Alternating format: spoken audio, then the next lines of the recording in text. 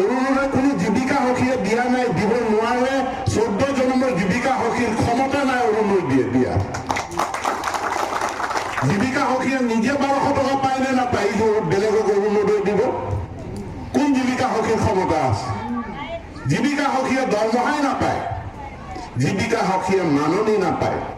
যি জীৱিকা সখীয়ে নিজৰ দৰমহাটোৰ কাৰণে সংগ্ৰাম কৰিব লাগে, সেই জীৱিকা সখীয়ে অৰুণোদয় দিব নোৱাৰে, দিয়া নাই।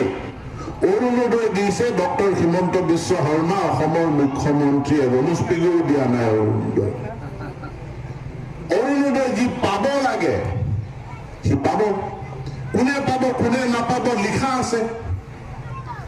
যদি কাৰোবাৰ নাম বাদ পৰিছে সেই নাম আমাক জনাব, চৰকাৰে এইটো তদন্ত কৰি পেলাই কাৰোবাৰ নাম বাদ পৰিছে তাক অৰুণোদয় তালিকাত ভৰাই দিব। আৰু মুখ্যমন্ত্ৰীয়ে ঘোষণা কৰিছে যে অৰুণোদয় বাদ পৰি যোৱা মানুহৰ কাৰণে 1 লাখ অৰুণোদয়ৰ কোটা অসম চৰকাৰৰ ৰিজাৰ্ভ আছে। কোনো যোগ্য ব্যক্তি বাদ নপৰে, তেওঁলোকে পাব। জীৱিকা সখী পশু সখীয়ে অৰুণোদয় দিব নোৱাৰে। গতিকে তেওঁ এনেকুৱা কথা কোনোবাই যদি কৈছে এইটোতো মূৰ্খামি কৰিছে। নিৰ্দলীয়টো আৰু দিব নোৱাৰে। নিৰ্দলীয় ক'ৰ পৰা দিব?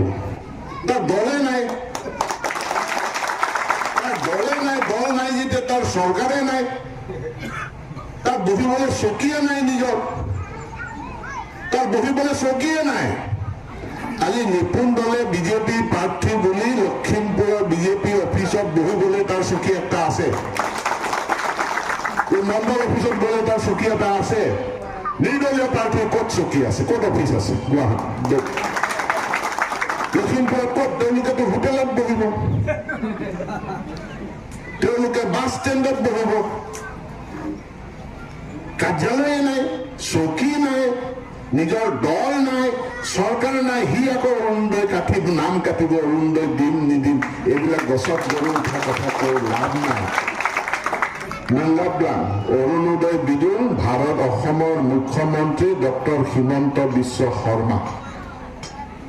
আৰু কোনো বাদ নপৰে, সকলোৱে অৰুণোদয়ত অন্তৰ্ভুক্ত হ'ব। চিন্তা পেলাম মোদীৰ পেলাম শেখ হাসিন কামা চেক আমিনে আতে মাৰি বুলুক আমিন কি দি দেন। নো গার্জিয়ান মিনিস্টার লখিমপুর ডিস্ট্রিক্টক নম বিলাং নম গার্জিয়ান মিনিস্টার হিসাবে নো চিফ মিনিস্টার দকে এপ্রুভেল দেন লাঙ্গেলা এদেন লিস্ট ভরাই দিয়ে নলু টাকা মই অৰুণোদয় দেন পায়।